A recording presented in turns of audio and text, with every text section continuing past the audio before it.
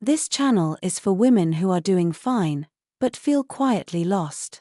I want to begin there because some of the most dangerous things in a woman's life do not look dangerous at all. They look normal. They look respectable. They look like a clean kitchen, a steady paycheck, a well-dressed body, a filled calendar, a marriage that has not exploded, children who still call, friends who assume I am strong, and a face that knows exactly how to say, "I'm good," without trembling. That is what makes this kind of pain so difficult to name. It does not arrive like disaster. It does not kick the door down. It does not always leave visible bruises. It does something far more unsettling than that. It settles in quietly. It takes the shape of routine. It hides inside capability. It lives in the woman who still wakes up on time, still answers messages, still makes appointments, still remembers birthdays, still pays bills, still shows up, still handles what needs to be handled. She is not collapsing. She is functioning. And that is exactly why almost no one sees her disappearing. There is something almost frightening about the woman who can keep a whole life moving while no longer feeling fully alive inside it. I think that is the woman I want to talk to. The woman who is not broken in any obvious way, but has begun to feel like a ghost inside her own adulthood. The woman who is not in flames, but in fog. The woman who has become so practiced at being reliable, sensible, emotionally mature, and fine that even she has trouble locating the exact moment when her inner life began to go dim. Because that is how it happens for many of us. Not in one grand tragedy, but in slow erosion. A little more duty. A little less wonder. A little more self-control. A little less self-contact. A few more years of being the one who understands, the one who adapts, the one who smooths things over, the one who keeps going. And one day I look around at the life I built with such discipline and realize something almost too embarrassing to say out loud. Nothing is terribly wrong. And yet something is missing that I cannot replace with productivity, gratitude, or a better attitude. That is the loneliness no one prepares women for. Not the loneliness of being abandoned. The loneliness of being unseen inside a life that still depends on me. The loneliness of being praised for how well I carry things while secretly aching to put them down. The loneliness of a marriage that is not cruel, only quiet. Of a home that is not chaotic, only emotionally careful. Of a career that proves I am competent but does not prove I still belong to myself. Of evenings where the dishes are done, the lights are low, the phone is face down, and I stand in the kitchen for one strange, piercing second feeling like a visitor in my own life.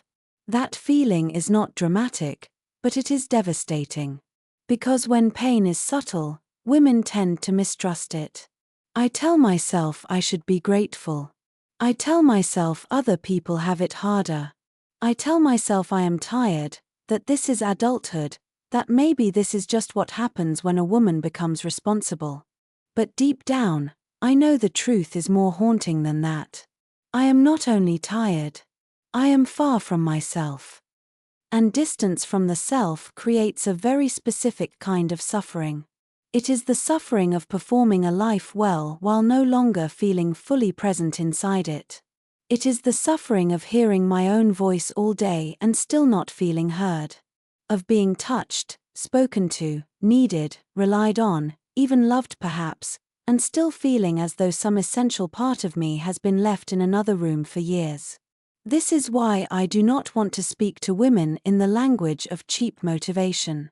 I am not here to tell myself to wake up earlier, drink more water, buy a new notebook, reinvent my life by Monday, and suddenly become radiant. That language is too thin for what many women are carrying. It insults the depth of the ache. Because the women listening to this, the women who find themselves here late at night with headphones on, are often not looking for motivation at all. They are looking for recognition. They are looking for someone to say the thing no one else has said with enough honesty. A woman can be high-functioning and deeply lost at the same time. A woman can be loved and lonely at the same time. A woman can be admired and inwardly invisible at the same time. A woman can have built a beautiful life and still feel absent from it. And once that truth is spoken plainly, something shifts. Not because the pain vanishes, but because it is no longer floating around unnamed like a private defect. It becomes visible. And when something becomes visible, it can begin to change. So before I go any deeper, if this kind of conversation speaks to something private in you, subscribe to the channel and stay with me. It helps support this space and it tells me to keep making videos for women who do not need noise, but truth. Women who are not looking to be lectured or fixed, but understood. If that is you, subscribe now, and let this be a place you return to when the world feels loud and your own inner life feels difficult to reach. Because what I want to explore here is not a self-improvement trick. It is something more intimate than that. I want to talk about the women who become unforgettable without demanding attention. The women who do not seem to chase, perform, explain, or plead to be chosen, and yet they leave a mark. Not always because they are the loudest or the most beautiful in the room, but because there is something in them that feels whole. Or at least more whole than the rest of the world knows how to fake. There is a mystery in that kind of woman. Not a game. Not manipulation. Not a polished performance of being unbothered. Something far deeper.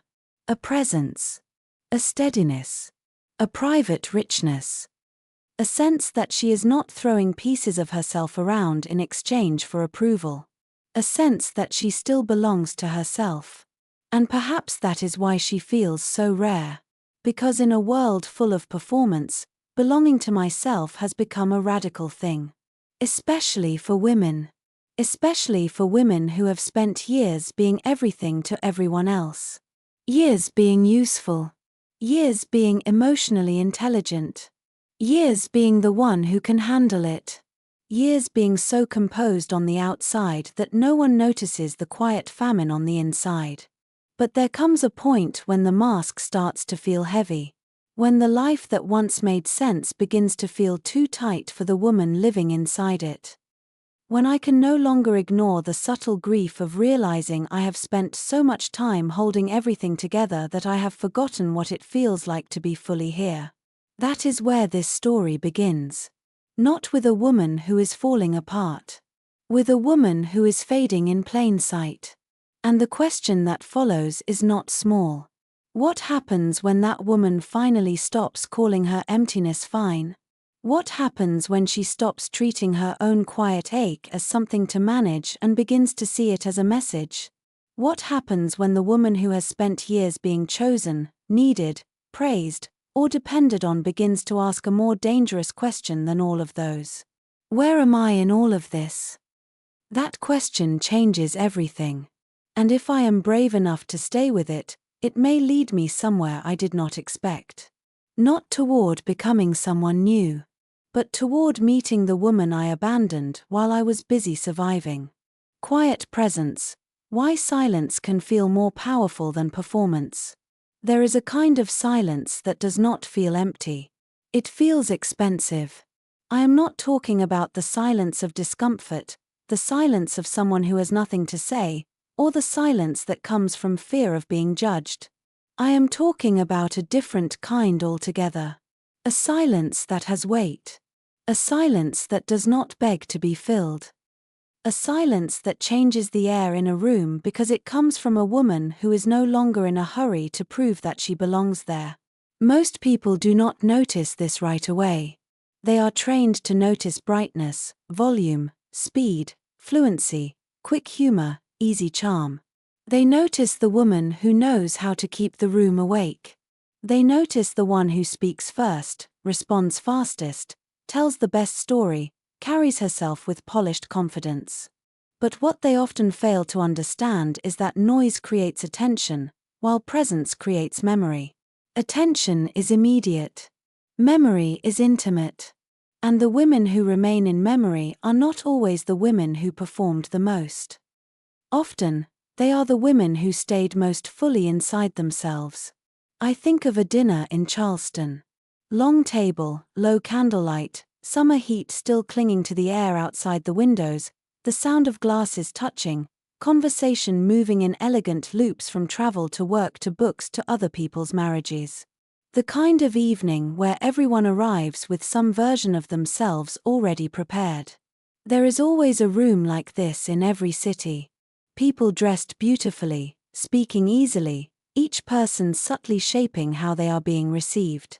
Not in a dishonest way. Just in the ordinary way adults do when they have spent years learning how to be legible, appealing, competent, socially graceful. And then there was Elise. She did not do very much, which was precisely why she became impossible to ignore. She was not the loudest woman there. She was not trying to be mysterious in the obvious way. She did not hold herself apart with coldness, and she did not perform effortless confidence either. She was simply still in a way the rest of the room was not. When someone spoke, she actually listened. When she answered a question, she did not rush to decorate the answer. She let her words arrive at their natural pace, and when they were done, she did not panic and fill the space with extra language just to keep herself safe inside the conversation. That kind of woman unsettles people at first. Not because she is difficult. Because she cannot be easily managed. Most of us are used to reading one another quickly. We look for signs. Is she nervous? Is she eager? Is she trying to impress? Is she available to approval? Is she insecure enough to keep performing if I withhold warmth for a moment? Rooms are full of these invisible negotiations. But a woman with quiet presence interrupts that entire system. She is not giving off the usual cues of hunger. She is not asking to be constantly mirrored back to herself. She is there, but she is not reaching. And because she is not reaching, everyone else becomes suddenly aware of how much reaching they have been doing. That is why silence can feel more powerful than performance. Not because silence is automatically wise. Not because talking is shallow. But because real silence reveals who is still trying to earn their place and who has already arrived inside herself. There is a tremendous difference between a woman who is quiet because she has been diminished and a woman who is quiet because she is not leaking energy. The first has withdrawn from herself. The second has returned to herself. From the outside, both may appear restrained. But the body knows the difference immediately. One silence feels fragile, almost apologetic. The other feels grounded. It feels like standing near deep water. Nothing is begging for attention, and yet something in me becomes more alert, not less. I think many women reach for performance because performance gives temporary control. If I am funny enough, warm enough, pretty enough, quick enough, informed enough, magnetic enough, then perhaps I can direct how I am held in other people's minds. Performance gives the nervous system something to do. It creates the illusion that if I manage the room well enough, I will not have to feel uncertainty. But the problem is that performance is exhausting because it requires constant output. It asks me to keep manufacturing effect. Quiet presence asks for something much harder and much more mature. It asks me to remain intact even when I am not actively creating impact. That is rare. Especially now. Because modern life has trained women into continuous expression. Respond quickly. Clarify your tone. Explain what you meant. Keep the conversation going. Make people comfortable. Show emotional intelligence.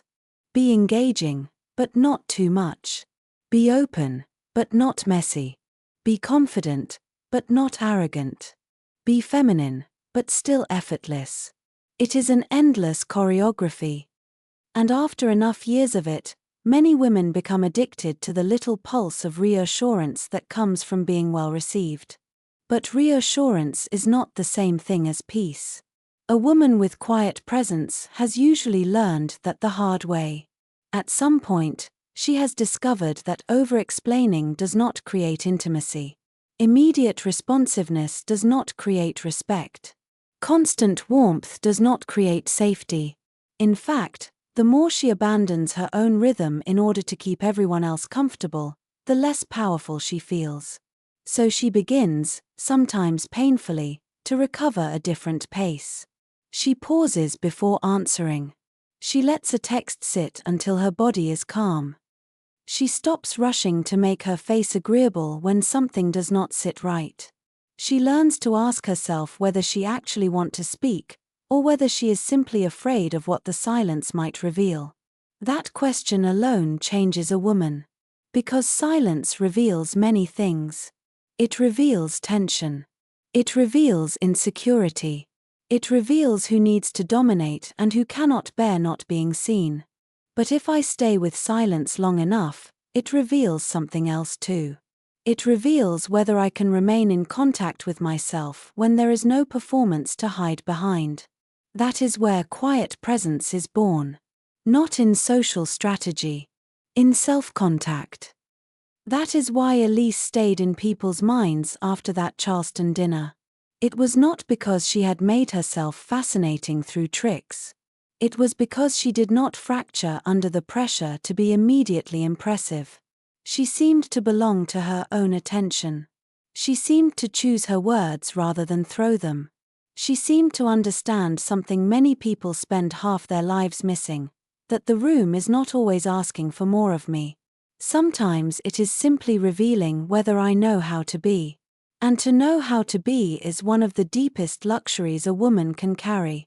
I think this matters even more in midlife because by then, noise has usually lost some of its glamour. Not all at once, but enough. A woman begins to notice that the most seductive people are not always the most animated. Often they are the most settled. The ones who do not lunge into every opening. The ones whose attention feels clean. The ones who do not force intimacy with too much information too quickly. The ones who can sit on a porch at dusk, hear the cicadas, feel the heat still rising from the wood, and let a conversation breathe instead of pushing it toward performance. There is something profoundly feminine about that kind of restraint, not because femininity means silence, but because mature femininity understands timing. It understands that not every thought needs immediate release. Not every moment needs interpretation. Not every silence needs rescue. Some spaces become meaningful only when they are left undisturbed. That is true in romance, too. Many women are taught that attraction depends on brightness, responsiveness, easy laughter, and visible enthusiasm. And those things can be beautiful. But there are moments when what a man remembers is not the sparkle. It is the steadiness. The feeling of sitting beside a woman who is not making demands on the air. A woman who does not create pressure to perform closeness. A woman whose calm does not feel vacant, but inhabited. That kind of presence can reach deeper than charm because it gives the nervous system permission to lay its armor down without being asked to explain why. Quiet presence is also a form of discernment. When I stop talking simply to keep energy moving, I begin to notice more. I notice who interrupts. I notice who grows uneasy when they are not being validated. I notice which conversations have depth and which ones are simply polished exchange. I notice what my body does around certain people. I notice when I am tempted to perform a version of myself that no longer feels true. Silence sharpens perception. Performance blunts it. This does not mean I become detached or severe. It means I become less available to unnecessary expenditure. My energy no longer spills everywhere. My words are fewer, but they carry more of me. My attention becomes more selective, more deliberate, more honest. And because of that, my presence becomes warmer, not colder. Cleaner. More trustworthy. Less noisy. Less crowded. In the end, that is what makes silence powerful. It is not absence. It is coherence. It is the sound of a woman who no longer needs to scatter herself in order to be felt. And once a woman learns that, something shifts forever. She stops measuring her impact by how much space she can fill. She begins to understand the deeper measure instead, the quality of energy she leaves behind when she has said less, but remained fully there. That is not weakness. That is gravity. And gravity does not chase attention. It draws it. Soul listening, the rare woman who makes people feel safe to exist. There are women who know how to speak beautifully, and then there are women who know how to listen in a way that changes the temperature of a room. The difference is enormous. Most people do not realize how rarely they are truly heard. They are spoken to, advised, reassured, interrupted, analyzed, managed, comforted too quickly, or silently compared to someone else's story. But being heard is something else entirely. Being heard is not the same as being responded to. It is not the same as being understood on the surface. It is not even the same as being loved in the ordinary sense. To be deeply heard is to feel, if only for a moment, that I do not have to organize myself into a more acceptable shape before I am allowed to exist in front of another human being. That is why soul listening is so rare. And that is why the woman who carries it becomes unforgettable. I am not speaking about the kind of listening many women were trained into early, the kind that is really just self-erasure wearing the costume of empathy. I am not talking about nodding while planning dinner, absorbing everyone's emotions until my own body goes numb, or becoming the emotional storage unit for every unresolved feeling in the room. That is not soulful listening. That is depletion. It may look generous from the outside, but very often it is a woman abandoning herself in real time while everyone praises her for being such a good listener. What I mean is something quieter, deeper, and more difficult than that. I mean the kind of listening that does not rush to solve.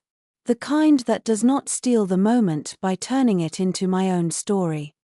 The kind that does not panic when another person reveals something heavy, inconvenient, contradictory, or unfinished. The kind that says, without needing to announce itself, you do not have to clean this up before bringing it here.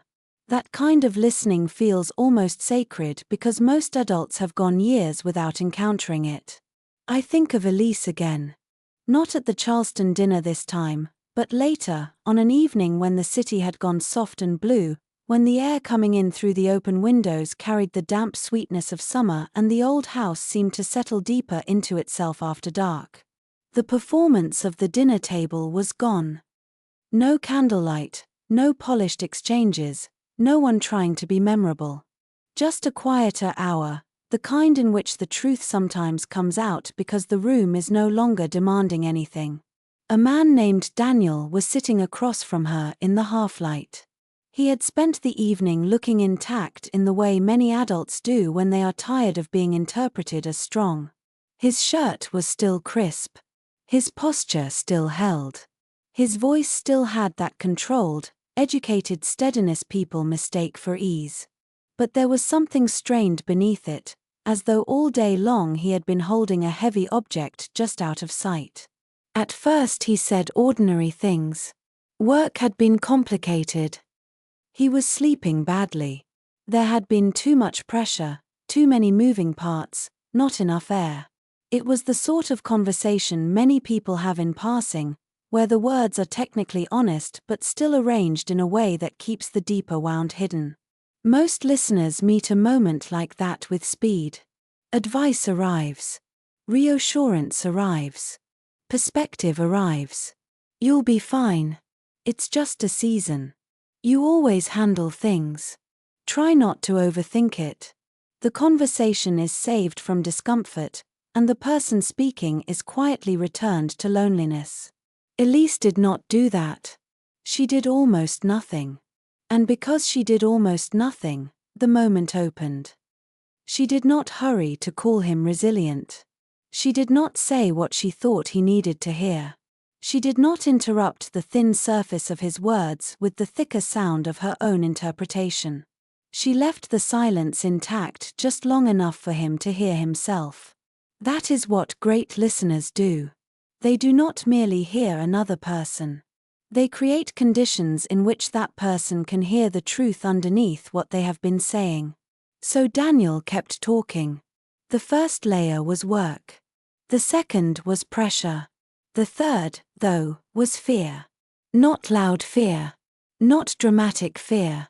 The kind that hides under competence for months before it ever reaches language.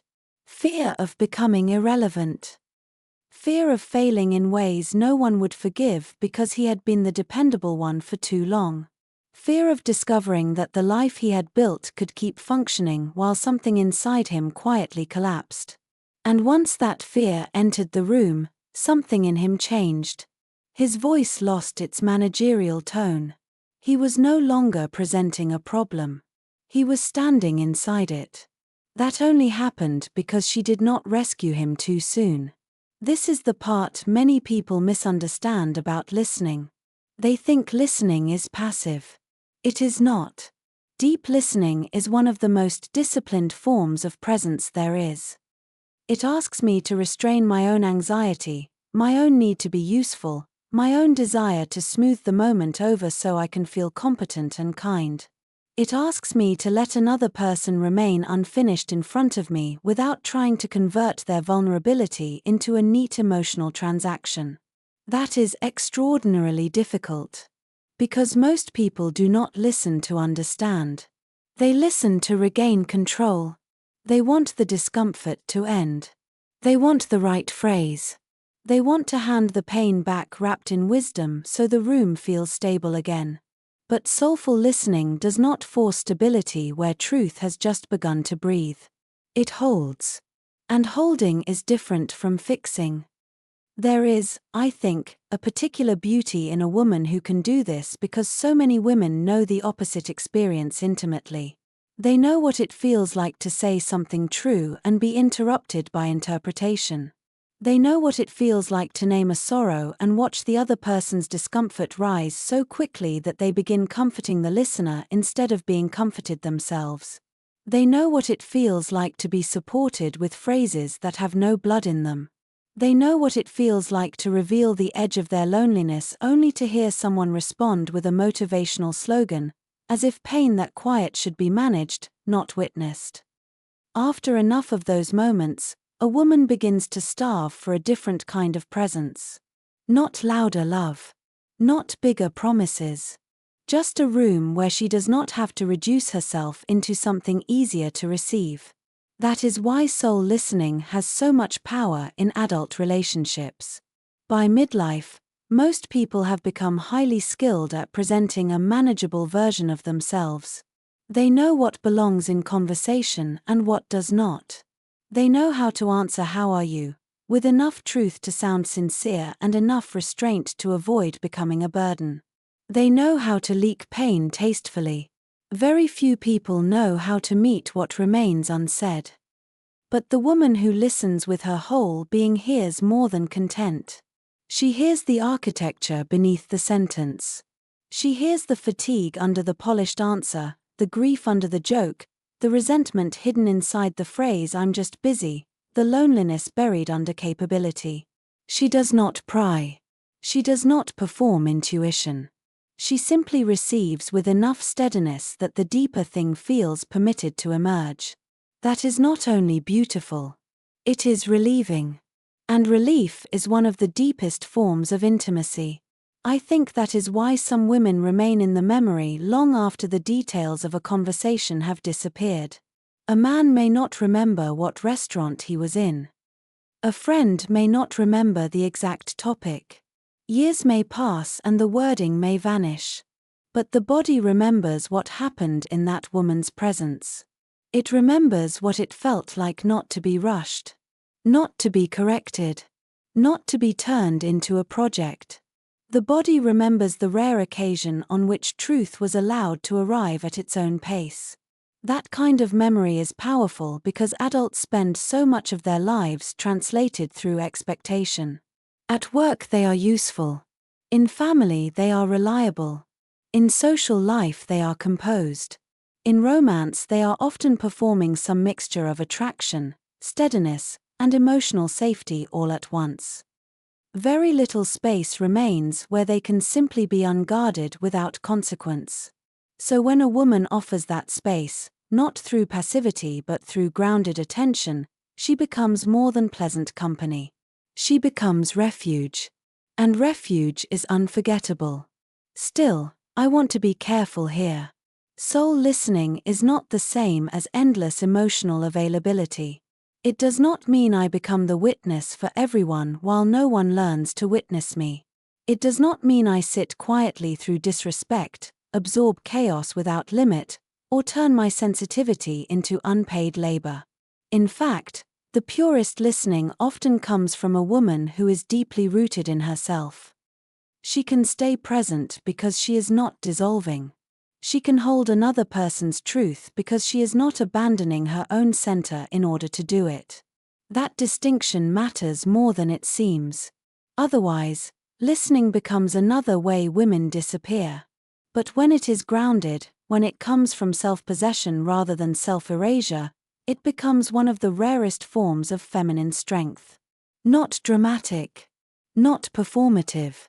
Not the kind that receives applause. The kind that changes people quietly. The kind that leaves them feeling more real after they have been with me. And perhaps that is what makes it so powerful. In a world full of opinions, the woman who knows how to witness without crowding the moment becomes almost impossible to replace. She does not merely hear what I am saying. She makes it feel safe for something deeper to come forward. She does not pull me out of my truth before I have touched it. She lets me remain there long enough to recognize myself. That is not small. That is not ordinary. That is a form of love the world has become far too starved for. And when a woman carries that kind of listening, people feel it immediately, even if they do not have language for why. They leave her presence a little less defended, a little less edited, a little more intact. As if for 1 hour, in one room, with the night pressing softly against the windows, they did not have to perform being fine. They were simply allowed to exist. And that is a rare kind of grace. Mystery and self-possession, why not everything should be immediately available? There is a particular kind of woman people keep thinking about long after they have left her presence, and often they mistake the reason. They call it chemistry. They call it elegance. They call it confidence. They call it allure. But very often what they are feeling is something quieter and more difficult to name. They are feeling the presence of a woman who does not hand herself over too quickly.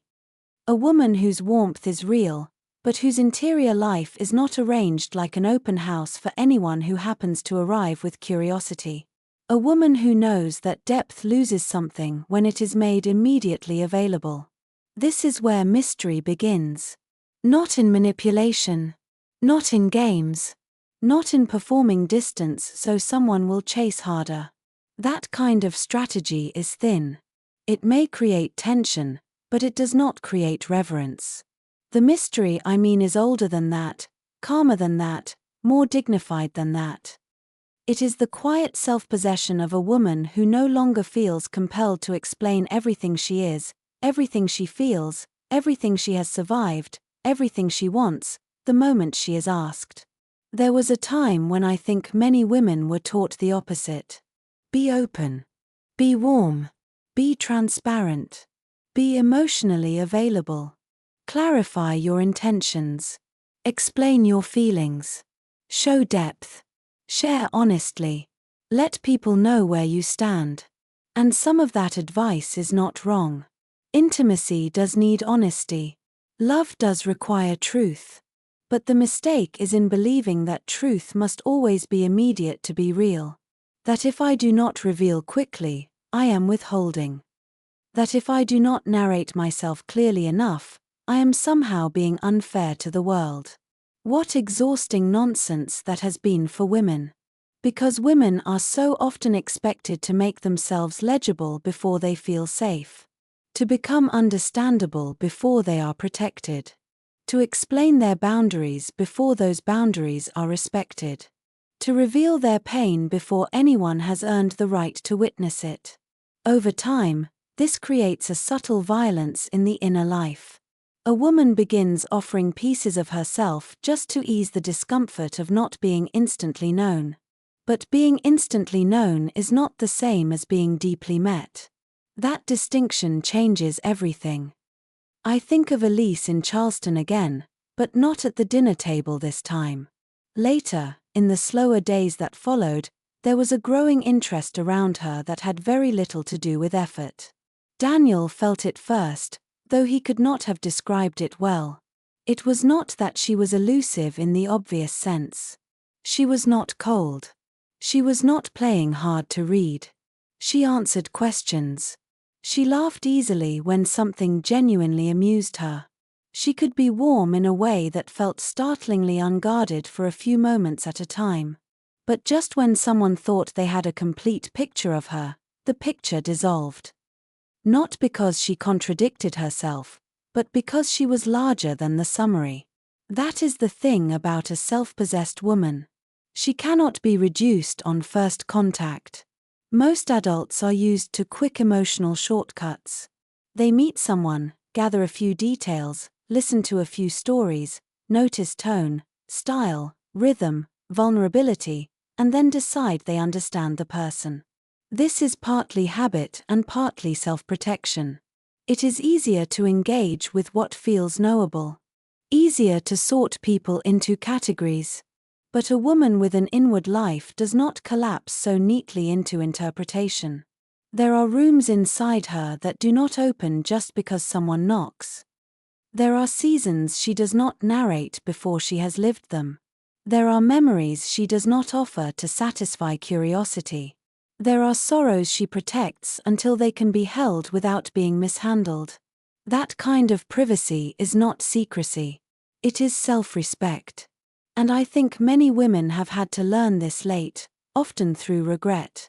Through the sour feeling that comes after saying too much too soon. Through the hollow intimacy of being quickly understood by someone who has not actually stayed long enough to understand anything. Through the loneliness of mistaking disclosure for connection. A woman may tell the whole truth of herself on the second date, in the first deep friendship conversation, in the vulnerable late-night phone call, and later realize she was not being seen. She was being consumed. There is a painful difference. To be seen is to be met with care. To be consumed is to be taken in quickly, interpreted casually, and held without reverence. This is why mystery, in its healthiest form, is really a form of pacing. It is the ability to let intimacy unfold according to reality rather than anxiety. It is choosing not to pour the whole interior life into the room simply because silence feels risky. It is allowing curiosity to ripen instead of rushing to relieve the tension of being partially unknown. Elise seemed to understand this instinctively, though perhaps it had been learned through pain. Daniel would ask her questions sometimes that, from another woman, might have opened into an entire autobiography. About the years before Charleston. About why certain kinds of music made her face go still. About what had taught her to become so quiet without becoming closed. She never lied. She never dodged in a coy way. But she answered with shape rather than total surrender. Sometimes she gave him one clean sentence, and it carried enough life in it to make any further explanation feel unnecessary. Sometimes she smiled and said, "That story has more weather in it than I can give it tonight." And somehow that answer felt more intimate than a hurried confession would have. Because what she was protecting was not information. She was protecting meaning. That is what many people do not understand. A life is not made sacred merely by telling the facts of it. Facts are the outer shell. Meaning takes time. Meaning often requires trust, context, tone, steadiness, and the slow proof that another person can hold what is tender without flattening it. When a woman reveals too much before meaning has somewhere to land, she often leaves feeling more alone than before. Not because she was wrong to be honest, but because honesty without containment can become exposure. And exposure is not intimacy. There is also something profoundly feminine, in the deepest psychological sense, about remaining partially ungraspable. Not confusing. Not contradictory for sport. Simply alive enough that no one conversation can empty the well. Carl Jung understood that the psyche is never fully exhausted by explanation. Human beings are symbolic creatures. We are layered, paradoxical, full of unfinished inner movements. But women, in particular, are so often pressured to flatten themselves into digestible versions. Be clear. Be simple. Be emotionally coherent on demand. Be understandable enough not to threaten anyone's equilibrium. But a woman who belongs to herself does not rush to become simple for the comfort of others. She lets complexity remain dignified. That is where mystery becomes almost spiritual. It is not only about what another person does not know about me. It is about what I refuse to reduce inside myself. I refuse to reduce my grief into a neat anecdote. I refuse to turn every transformation into something immediately visible. I refuse to make my healing performative. I refuse to let every private shift become public language before it has even settled in my bones. This matters even more in the age of constant exposure, where people are encouraged to process life in real time, to post every realization before it ripens, to make every wound understandable to an audience. There is a strange pressure now to make the inner life searchable. To explain changes in tone, changes in relationships, changes in boundaries, changes in identity, as if mystery itself were a kind of rudeness. But some things must remain in the dark for a while if they are to become whole. A seed is not dishonest because it grows underground. A woman is not withholding because she lets parts of herself mature in private. In fact, there is tremendous dignity in allowing life to deepen without immediate witness. Some of the most important transformations do not happen under bright light. They happen in silence, in solitude, in long walks through Charleston streets after rain, in the pause before answering a message, in the quiet decision not to explain a change to people who benefited from the old version of me. A woman begins to understand that not every transition requires announcement. Not every boundary requires a speech. Not every shift in loyalty requires debate. This kind of self-possession changes the emotional atmosphere around her. People sense that access is possible, but not automatic. They feel that she is warm, but not porous. They understand, often without understanding how they understand it, that she does not belong to urgency. She does not reveal on command. She does not make herself immediately available simply because someone is curious, interested, lonely, or persuasive. And that makes her feel rare. Not because she is scarce like an object. Because she is intact like a soul. Daniel felt this more and more in Elise's presence. He found himself wanting to know her, yes, but not with the entitlement that so often passes for closeness. He wanted to deserve understanding. He wanted time to mean something. He wanted to be the kind of man who could hear the deeper story when it came, instead of merely extracting it because desire was impatient.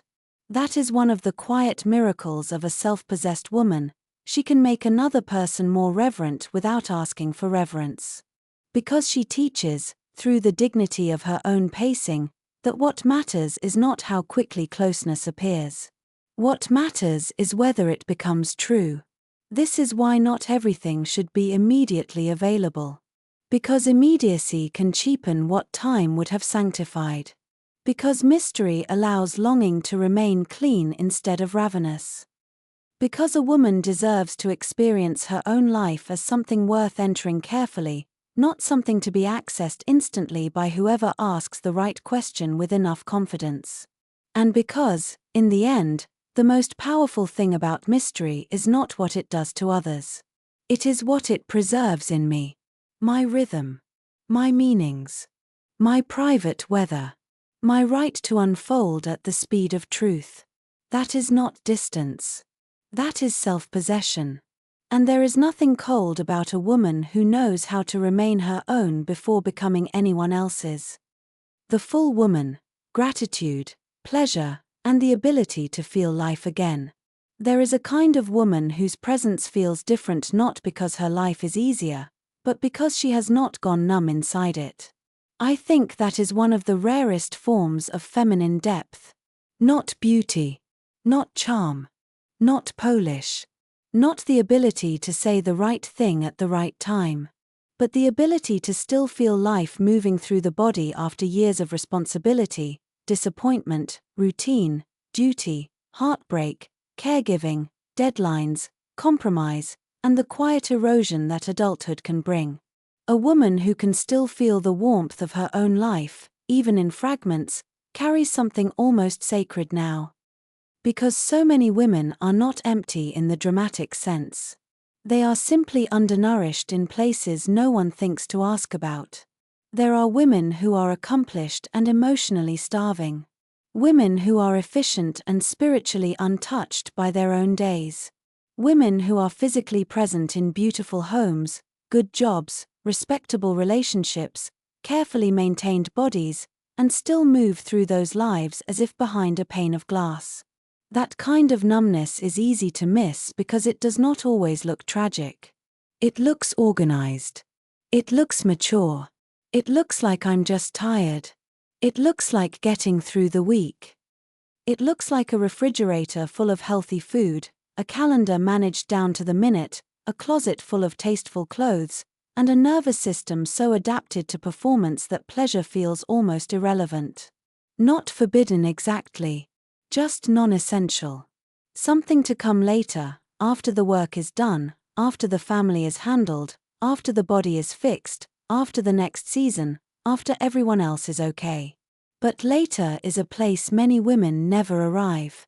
And somewhere in that postponement, a subtle but devastating thing happens. Life stops being lived and starts being administered. That is why I do not think gratitude is a shallow emotional habit. I think, at its deepest level, it is an act of re-entry. A woman returning to sensation. Returning to texture. Returning to the almost forgotten truth that being alive is not the same as being productive, admired, needed, or in control. It is possible to be all of those things and still feel untouched by my own existence. The full woman is different. Not because she has escaped pain. Not because she wakes up every morning thrilled to be here. But because she has kept, or painfully recovered, the ability to receive what is still good, still beautiful, still warm, still nourishing, even in an unfinished life. She can stand in a kitchen at the end of a long day and actually taste the olive oil on bread. She can open a window and let the evening air register. She can notice that a certain song changes something in her chest. She can sit in the late light with tea in her hands and feel, not happiness exactly, but contact. And contact changes a woman.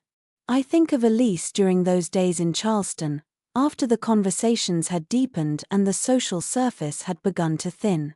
It was not grand moments that revealed the fullness in her. It was small ones. The way she cut peaches over the sink and paused, almost absently, to smell them before setting them down. The way she stood at an open window during a sudden summer rain and let the room go quiet around her, not because she was trying to create atmosphere, but because she was actually there. The way she lit a candle before dinner even when no one else was coming. The way she seemed to understand that some parts of a life only begin to feel like a life when someone inhabits them with attention. That is what many women lose first. Attention. Not the attention they give to work, children, schedules, obligations, or everyone else's emotional weather. That kind of attention usually remains sharply intact. I mean attention to one's own direct experience. Attention to what softens the body. To what brings color back into the day.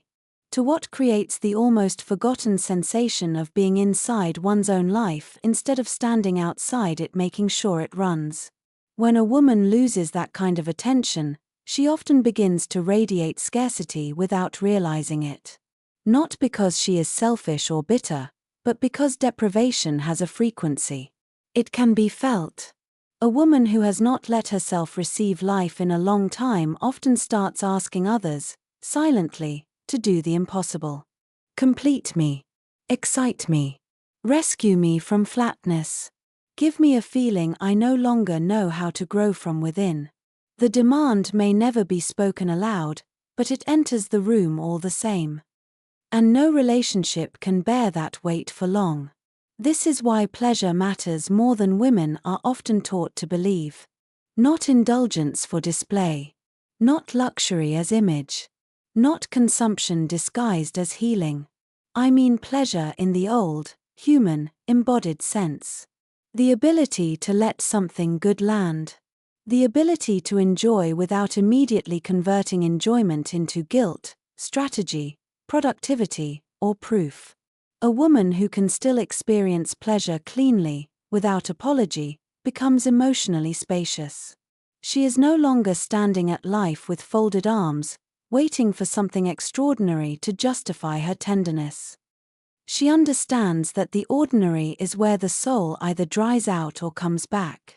This is especially important for women in midlife because so many of them have spent years becoming impressive in ways that do not necessarily keep them nourished. They know how to maintain, how to optimize, how to age well, work hard, care deeply, stay informed, make wise choices, survive disappointment, and remain functional under pressure. But function is not the same thing as fullness. A woman can be entirely functional and still feel internally wintered over. So the question becomes not how to become more successful at living, but how to feel life again without needing it to become perfect first. That is where gratitude enters, and it must be rescued from cliché. Gratitude is not forcing brightness over pain. It is not making a list to prove I am a good person. It is not denying loneliness, frustration, grief, regret, or exhaustion. Real gratitude has more texture than that. It can exist in the same room as sorrow. It can sit beside ambiguity. It can say, this season is not easy, and still there is the smell of basil on my fingers, still there is the dog sleeping at my feet, still there is the blue-gray light after a storm, still there is this body, imperfect and carrying me, still there is music that finds me, still there is a little pleasure left in the day if I am willing to stop rushing past it. That kind of gratitude is not denial. It is resistance against numbness. And numbness is one of the great sorrows of adult womanhood. I think many women do not need more advice nearly as much as they need permission to stop treating pleasure as trivial. A slow swim. Fresh flowers from the market.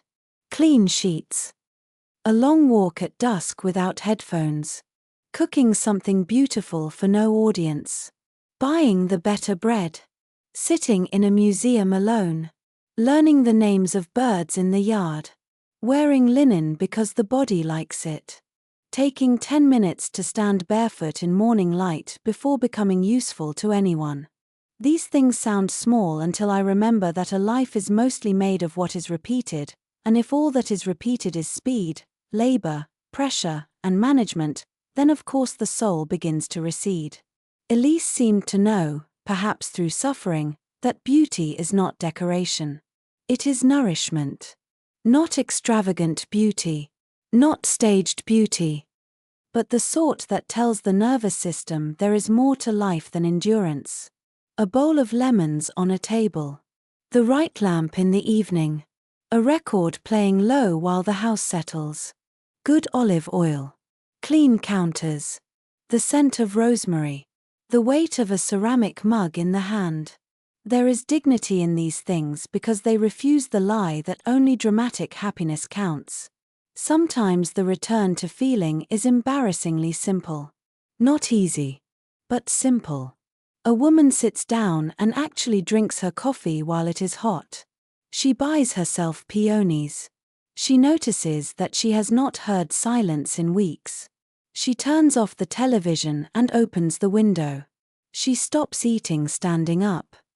She goes to the water. She lets herself enjoy her own home instead of only maintaining it. And something in her begins to thaw. Daniel noticed this in Elise before he understood it.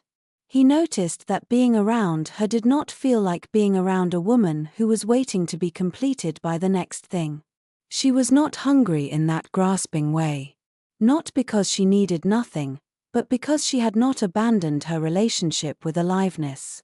She knew how to draw warmth from the small sacred places of a day. And that changed the emotional atmosphere around her. Near her, life did not feel like a relentless list of demands.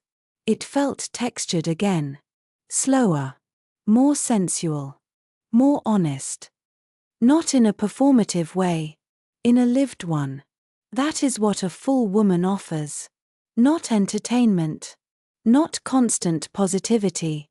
Not a polished version of contentment. She offers the evidence that it is possible to live inside a life without draining all its color through chronic dissatisfaction. She reminds other people, without trying to teach them, that peace is not always found by changing everything. Sometimes it begins by letting what is already beautiful actually touch me. There is courage in that. Especially after years of strain.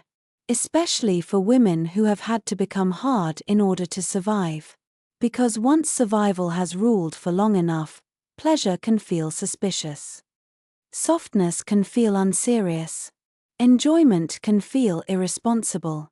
But eventually a woman begins to understand that refusing all pleasure has not made her wiser. It has only made her harder to reach. Harder for others, perhaps, but most painfully, harder for herself. The full woman is not full because nothing is missing. She is full because she is no longer living only in relationship to what is missing.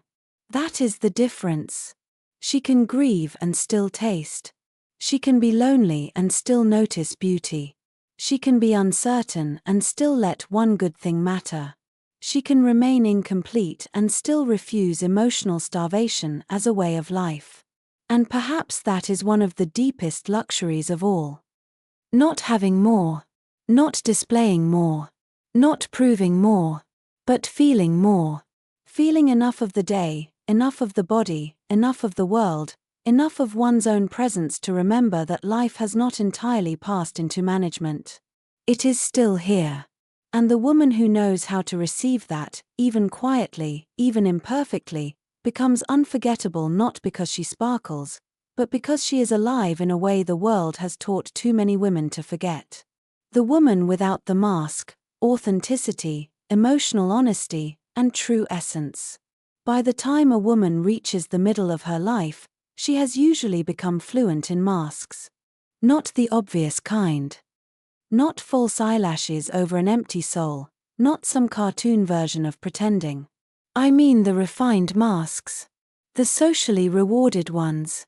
The face that says I'm fine when I am not. The voice that sounds calm because I have learned that calm is easier for other people to love than truth. The pleasant expression I wear when I do not want to explain the fatigue underneath my silence. The practiced competence that makes everyone trust me while quietly separating me from the parts of myself that are still tender, grieving, uncertain, or unresolved. These masks are rarely built out of vanity. They are built out of adaptation. A woman learns early what version of herself moves through the world with the least resistance. Be agreeable and the room stays soft. Be strong and no one worries. Be attractive and you remain visible. Be capable and you remain respected. Be easy to understand and people feel comfortable around you.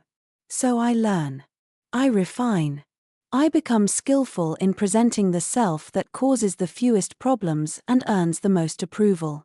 And after enough years, that presented self begins to look so polished, so natural, so socially coherent, that even I forget it is only one layer of me. That is where the real danger begins. Not when a woman lies to the world. When she loses touch with the part of herself that never got to speak unless it was convenient. Carl Jung understood this with unusual precision. He wrote about the persona, the mask required for social life, and he never treated it as useless. We all need one.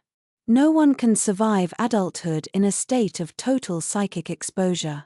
But the persona becomes destructive when it hardens into identity. When I no longer wear the mask, but live inside it.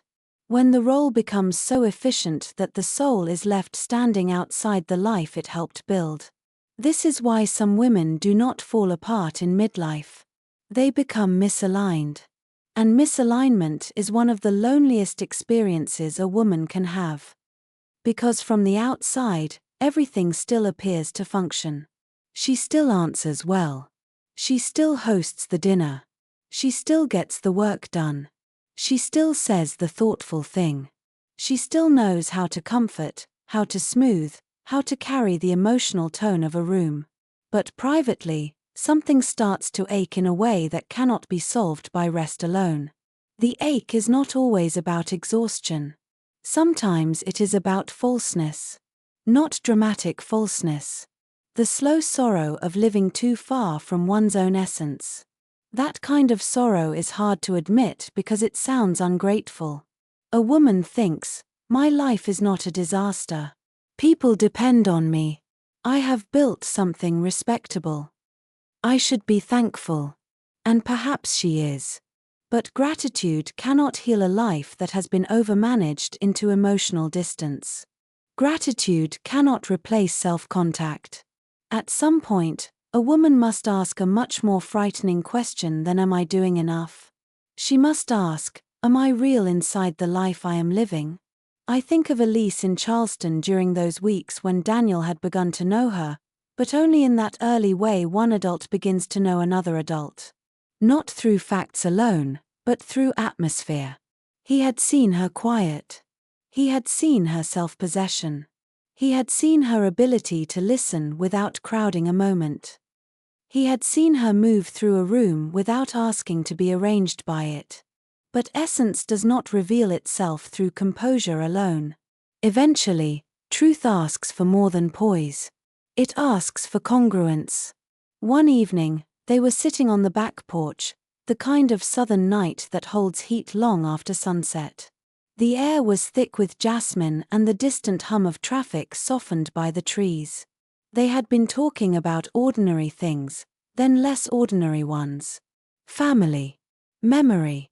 The pieces of adulthood that settle in the body before they ever become language. Daniel asked her something gentle, almost careless in tone, about whether she had always seemed so settled. She smiled at that in a way that was not quite amusement. Then she said, "No. I just got better at not showing where I was breaking."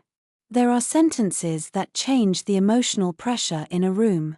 That was one of them. Because the truth in it was not decorative. It was not offered to seem profound. It carried cost. It carried history. It carried the unmistakable sound of a woman stepping out from behind a version of herself that had once kept her safe. She did not immediately explain. She did not perform vulnerability in the dramatic style people now mistake for authenticity. She did not flood the night with confession. But the sentence itself did something irreversible. It let the mask loosen. And once the mask loosens, everything that follows becomes more human. That is what real authenticity feels like. Not exposure for effect. Not radical honesty as a personality brand. Not saying every thought aloud and calling it freedom. Authenticity is quieter and much harder earned than that. It is the alignment between inner reality and outer expression. It is when my face is no longer always negotiating with my feelings. It is when my voice stops carrying emotions I do not actually feel just to keep things smooth. It is when I stop calling myself fine because it is the easiest word available. It is when I allow the life inside me to have a say in the life around me. That sounds simple until a woman tries it. Because the mask does not only protect me from judgment. It protects me from disruption.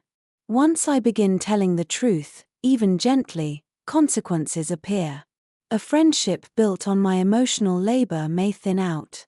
A marriage built on quiet accommodation may become strained. A workplace that admired my endless composure may grow uneasy when I start speaking from a more exact place. Authenticity costs something because false harmony has often been expensive to maintain, but familiar. Still, the cost of the mask grows heavier with age. In youth, a woman can survive more inner contradiction because motion itself disguises it. There is always another task, another romance, another reinvention, another ambition to pour herself into. But by midlife, the body starts refusing what the personality once tolerated. Tension lands differently. Smiling through depletion becomes harder. People-pleasing begins to feel like self-betrayal instead of kindness. The old roles no longer fit the deeper self trying to emerge. The woman who was once praised for how well she held everything together begins to wonder whether holding it together has become the very thing keeping her from her own life. I think many women secretly fear authenticity because they associate it with chaos. They imagine that if they stop performing steadiness, everything will collapse. But real authenticity is not collapse. It is coherence. It is not becoming less mature. It is becoming less divided. A woman without the mask may still be graceful, still be polished, still be emotionally intelligent, still be kind. But her kindness has more truth in it. Her grace has less fear inside it. Her beauty is less strategic. Her silence is less defensive. She no longer smiles automatically when something hurts. She no longer agrees to maintain an image of ease. She no longer speaks from the role when the soul is asking to be represented. That is why authenticity can feel almost shocking in a grown woman. Not because it is loud. Because it is so clean. Daniel felt this in Elise more and more. Not in speeches. Not in dramatic revelations. But in the way she allowed reality to remain reality. If she was tired, she said tired, not busy. If something moved her, she did not dilute it with irony. If a subject mattered, she stayed with it rather than deflecting into charm. And if she did not wish to speak about something, the boundary itself felt true, not evasive. This is another mark of essence. A woman becomes easier to trust when her yes, her no, her silence, and her tenderness all come from the same place. Too many women have been trained to live in fragments. The body says no, the mouth says maybe. The heart says I am hurt, the face says don't worry. The soul says I cannot keep living like this, the voice says I'm just tired. Fragmentation becomes so normal that wholeness feels almost radical. But wholeness is what authenticity is really after. Not confession. Not catharsis. Not being seen as brave. Simply the relief of no longer having to split into acceptable parts in order to remain loved. This matters in every direction of a woman's life. In friendships, it may mean admitting that an old dynamic no longer fits. In family, it may mean refusing the role that required endless understanding without reciprocity. In love, it may mean saying the devastatingly simple truth: this looks stable, but it does not feel alive. In relation to the body, it may mean aging without converting every visible change into a private war. In relation to ambition, it may mean acknowledging that success can still leave the soul underfed. A woman without the mask does not become easier for everyone. She becomes more recognizable to herself. And that is a sacred shift. Because there is nothing more exhausting than being loved for the version of me that causes the least inconvenience. Nothing more hollow than being admired for strength that was built on silence. Nothing more lonely than hearing, "You always seem so together," when what I feel inside is distance. At some point, the soul would rather be honestly seen in its incompleteness than perfectly misread in its performance. That is the beginning of essence. Not perfection. Not mastery. Not some final, finished self. Just a woman who has become unwilling to disappear behind what the world finds most comfortable. That unwillingness changes her face, changes her relationships, changes the atmosphere around her. It makes her quieter in some places, clearer in others. It gives her language she did not use to permit herself. It brings grief, yes, because every mask once served a purpose. But beneath that grief is relief. The relief of no longer carrying the tension of being edited at every turn. And perhaps that is why a woman living from true essence feels so rare. Not because she is flawless. Because she is undivided enough to be felt. The world is full of polished women. But the woman whose outer life and inner truth are finally beginning to meet carries a different kind of beauty. A beauty with gravity. A beauty with blood in it. A beauty that does not ask me to admire the mask because it has already chosen something far more difficult and far more alive. It has chosen to be real. Soft but unmoved, boundaries, self-respect, and feminine strength. For a long time, many women were taught to believe that softness was virtue in its purest form. Be kind. Be understanding. Be patient. Be gracious. Be the one who does not escalate. Be the one who keeps the peace. Be the one who can hold complexity without making other people feel ashamed of their own limitations. These teachings are not entirely wrong. There is beauty in softness. There is dignity in tenderness. There is power in emotional restraint, in gentleness, in the capacity to respond without cruelty. But what many women were never taught is that softness without boundaries does not remain softness for very long. It becomes exhaustion. It becomes over-accommodation. It becomes the slow habit of abandoning myself in order to preserve the comfort of others. And after enough years, it becomes difficult to tell the difference between love and self-erasure. This is why one of the deepest forms of feminine strength is not hardness.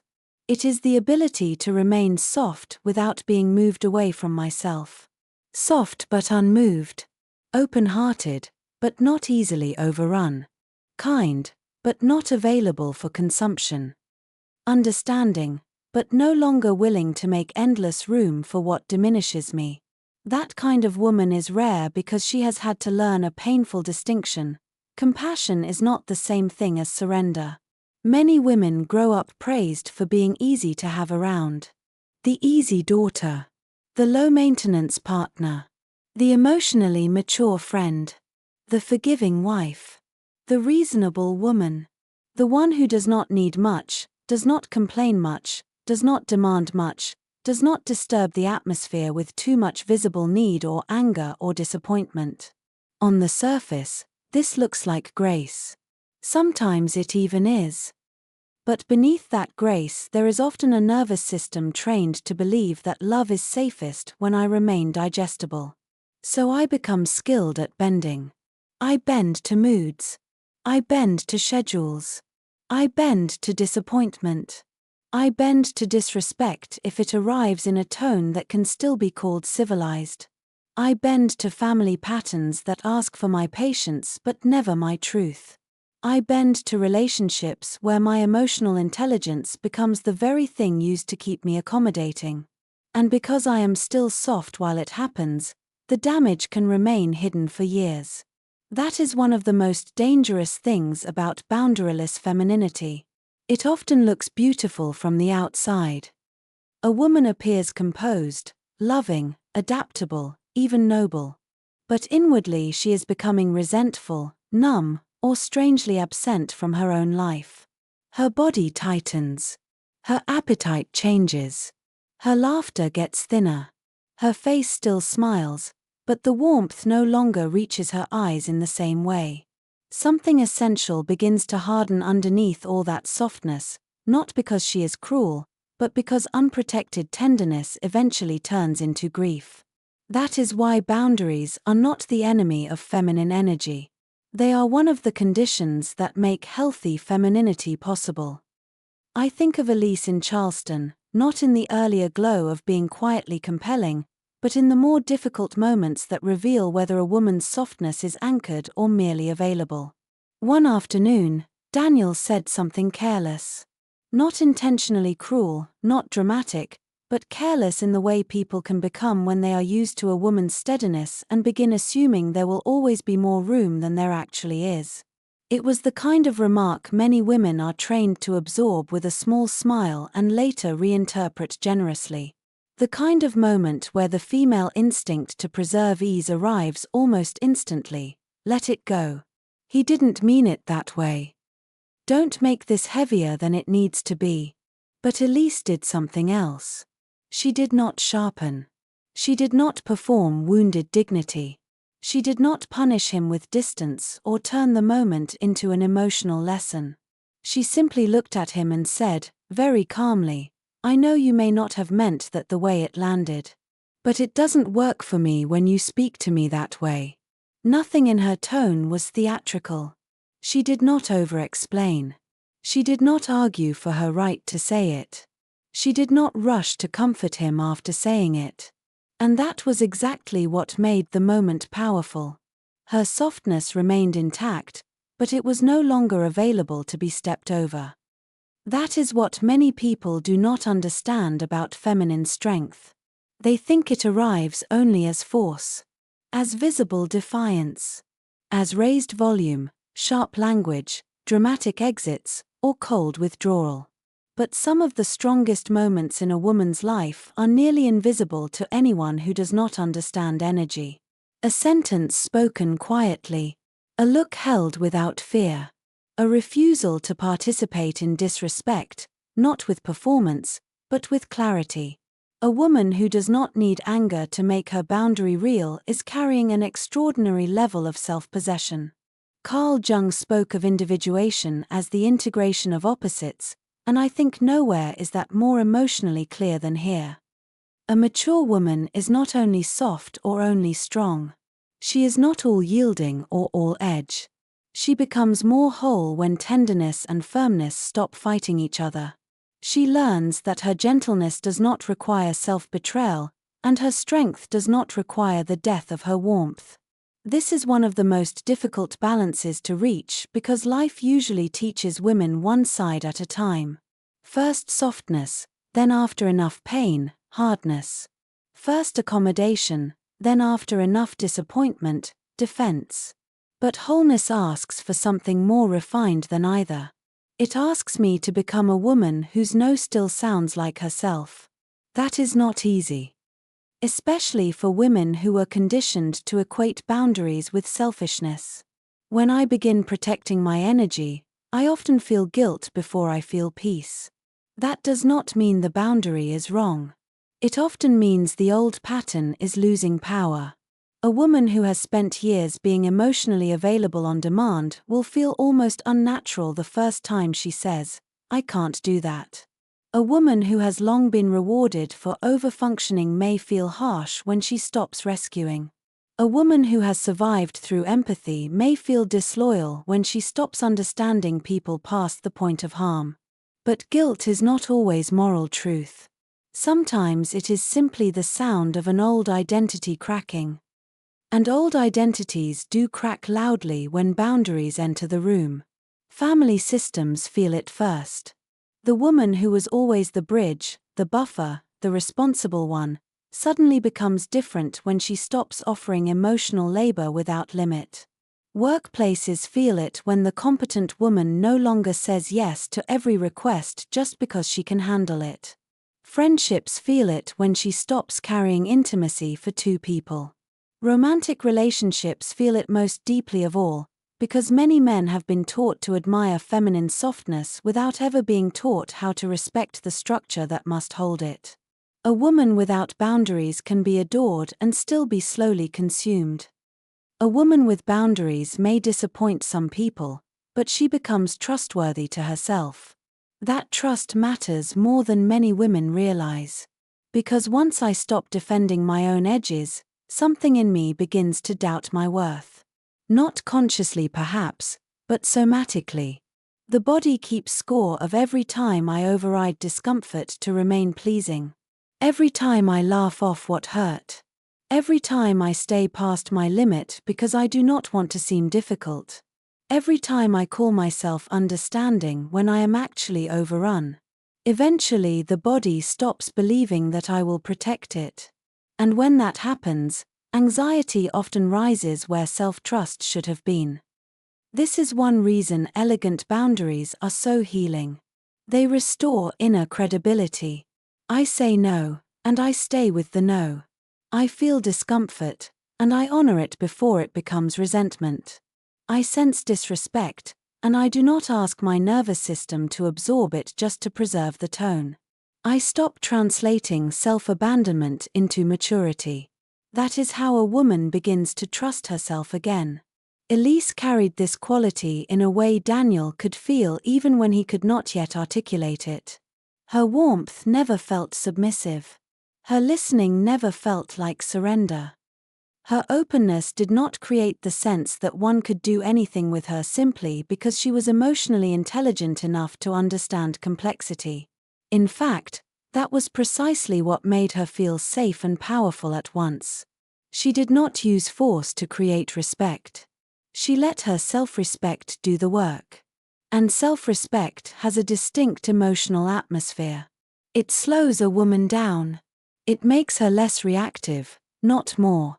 It makes explanations shorter. It makes over-accommodation harder to perform. It changes the quality of her yes, because yes is no longer automatic. It changes the quality of her no, because no longer needs to be defended like a crime. There is beauty in that. Not the beauty of detachment, but the beauty of clean limits. A woman whose boundaries come from self-respect does not feel chaotic to be around. She feels clear. Her energy is easier to trust because it is not constantly negotiating itself. She is not warm on Monday, resentful on Thursday, and silent on Sunday because she swallowed too much in between. She addresses what needs to be addressed before bitterness takes root. She does not romanticize endurance. She does not confuse love with unlimited access. That distinction becomes especially important in midlife, when a woman can no longer afford the luxury of living against her own nervous system. By then, the body has usually begun telling the truth more loudly than the mouth. Fatigue, resentment, irritability, low desire, emotional flatness, private rage, unexplained sadness. These are not always signs that life is too hard. Sometimes they are signs that a woman has been too available to what costs her. So boundaries are not coldness. They are information. They tell the world where love remains alive and where it begins to wound. They tell my body that I am paying attention. They tell my inner life that I am no longer willing to trade myself away in exchange for being seen as good. And perhaps most importantly, they make softness safe again. Because softness is beautiful when it is protected. It becomes luminous when it is chosen rather than demanded. It becomes truly feminine, not in the shallow cultural sense, but in the deeper human sense, when it is joined by a spine. A woman can be tender and still say enough. She can be compassionate and still leave. She can understand someone's pain without volunteering to become its home. That is not cruelty. That is maturity. That is what it means to be soft but unmoved. Not rigid. Not defensive. Not unreachable. Simply rooted enough that the winds of other people's moods, needs, charm, guilt, urgency, or confusion do not carry me away from myself. And there is nothing more quietly powerful than a woman who has learned to remain there. Self-nourishment, the woman who stops living as an emotional reserve for everyone else. There is a kind of exhaustion that does not announce itself dramatically because it has become so woven into a woman's identity that everyone mistakes it for character. She is dependable. She is strong. She is thoughtful. She is the one who remembers, anticipates, organizes, absorbs, steadies, and keeps things from falling apart. She does not only care for people. She carries them psychically. She becomes the place where loose ends are tied, where moods are translated, where tension is softened, where practical life and emotional life are both quietly managed. And because she does this well, the world rewards her for it. She is admired, trusted, needed, relied on. But there is a cost to being needed in this way for too long. At first, the cost is easy to hide. It looks like fatigue that can be solved with sleep, a little irritability, a need for more alone time, a quieter social life. But over time, something more serious begins to happen.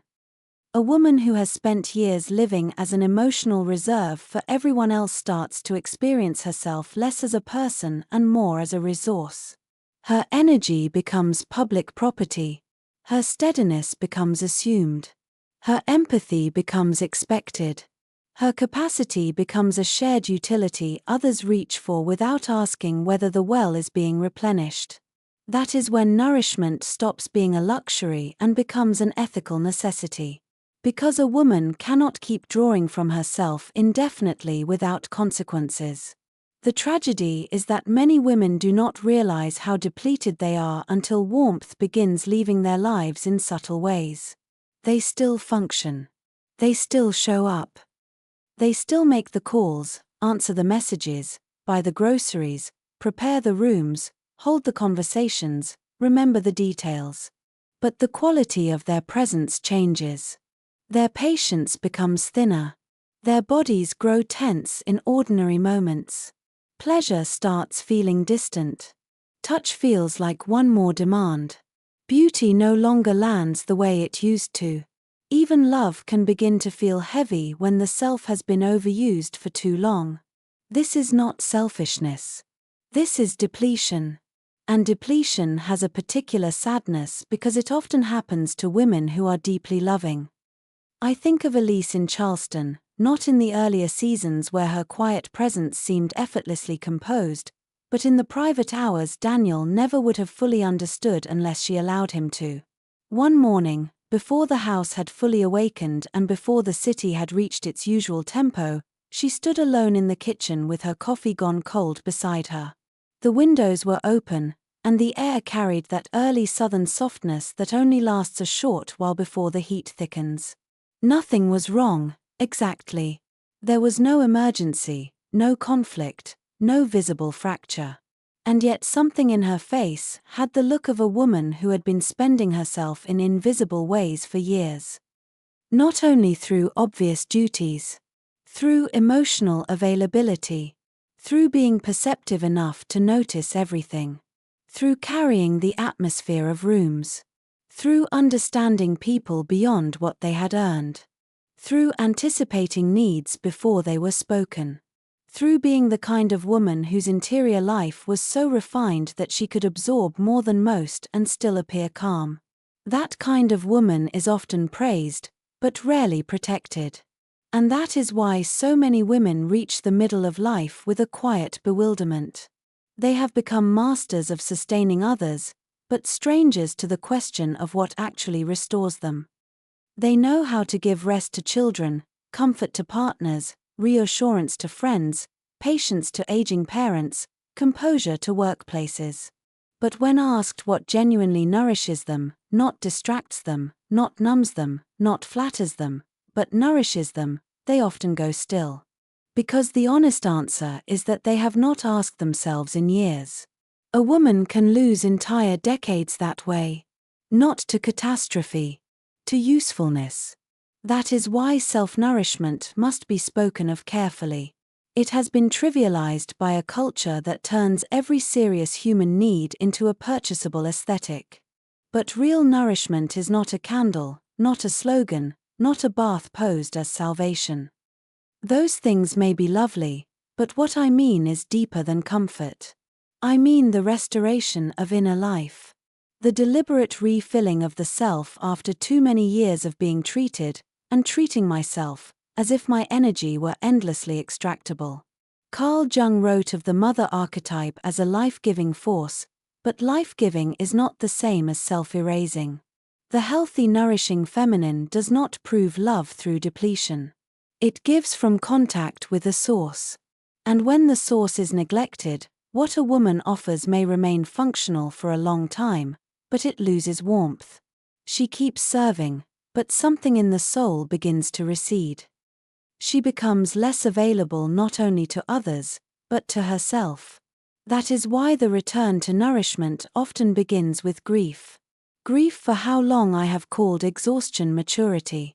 Grief for how often I have treated my own needs as an inconvenience to be managed later. Grief for the years I confused being admirable with being well. Grief for the private ways I abandoned myself while still appearing deeply responsible. This grief matters because it clears a space for honesty. And honesty is where nourishment begins. Not in fantasy, not in reinvention, but in the sober recognition that if I do not begin relating to my own life differently, I will keep turning into a woman who is outwardly capable and inwardly unavailable. Elise seemed to understand this in the way women often understand things after the body has already tried, many times, to say no more softly. She no longer romanticized endless giving. She no longer admired herself for how much she could hold. She had begun to see that some forms of strength are only socially rewarded forms of self-neglect. That realization changed the texture of her days. Not all at once. Not dramatically. The shifts were quiet, almost invisible from the outside. She protected the first hour of the morning more carefully. She stopped treating every message as urgent. She let certain calls go unanswered until she had the energy to meet them honestly. She ate seated, not standing over a sink. She turned down invitations that would have cost more than they offered. She walked without headphones in the late afternoon, not to optimize her mind, but to hear what had been drowned out by too much input. She made room for beauty with intention, not because beauty solved anything, but because it softened the nervous system enough for life to feel inhabitable again. That is what many women misunderstand about nourishment.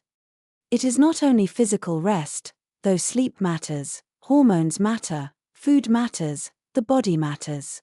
It is also relational rest, sensory rest, emotional rest, moral rest. The relief of no longer spending myself in places where I am only valued for what I absorb. The relief of being around people who do not make me work so hard to remain whole. The relief of silence that does not have to be earned. Peace is nourishment. Privacy is nourishment. Being with people who do not feed on my steadiness is nourishment. A home that does not feel like one more stage for performance is nourishment. A conversation that leaves me less burdened instead of more is nourishment. Time in which no one is requiring me to interpret, soothe, plan, solve, or carry is nourishment. These things sound simple until I remember how few women consistently receive them. Daniel began noticing the shift in Elise not because she became more dramatic about her needs, but because she became more exact. She was no longer available in all the old unconscious ways. Her warmth remained, but it no longer came at the expense of her reserves. Her listening remained, but it did not extend endlessly into self-sacrifice. Her care became cleaner, more intentional. And because it was no longer flowing from depletion, it felt even more real. This is one of the quiet paradoxes women often discover late. When I stop living as emergency backup for everyone else's emotional life, what I have left to give becomes more genuine. Less resentful. Less performative. Less thin. Nourishment does not make a woman selfish. It makes her giving honest. But to reach that honesty, many women must confront a frightening question. Who am I when I am not needed in all the old ways? Because usefulness can become a powerful identity. It can substitute for intimacy, purpose, desirability, even self-worth. To stop overgiving is not only a behavioral shift. It is an identity unraveling. A woman may feel guilt, emptiness, even a strange panic when she begins withdrawing from roles that once made her feel essential. That does not mean the change is wrong. It means something old is dying. And perhaps it should. Because a woman was never meant to live only as a reserve tank for the world around her. She was never meant to treat her own interior life as the last item on the list. She was never meant to live so far into usefulness that she could no longer feel what her body, mind, and spirit were asking for with increasing urgency. Self-nourishment, then, is not indulgence. It is repair. It is the restoration of inner credibility. I say I am tired, and I listen. I say this is too much, and I adjust. I say I need quiet, and I stop apologizing for it. I say this relationship leaves me drained, and I stop calling that normal. I say beauty matters to me, rest matters to me, my body matters to me, peace matters to me, and I begin building a life that reflects those truths rather than endlessly postponing them. This does not create a perfect woman. It creates a more present one. A woman whose eyes are less dull, whose laughter comes more easily, whose body is no longer bracing all the time, whose tenderness can return because it is no longer being exploited, whose solitude starts to feel like home instead of recovery from overexposure. That is what self-nourishment makes possible. Not a shinier life. A more inhabited one. And perhaps that is the deepest shift of all. The woman who stops living as an emotional reserve for everyone else begins, slowly, almost shyly at first, to become a source unto herself again. Not closed. Not unreachable. Not detached from love. But rooted enough that what she gives now rises from fullness more often than from depletion. That kind of woman feels different because she is. She is no longer surviving on admiration for how much she can carry. She is learning, at last, how to live from what restores her. And that is not a small change. That is the beginning of a different life. The quiet middle. What happens when a woman is no longer chasing, performing, or collapsing? There is a season in a woman's life that almost no one knows how to name correctly.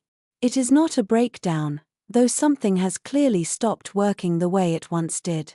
It is not reinvention, though the old self no longer fits with the same ease. It is not youth, with all its longing and visible hunger.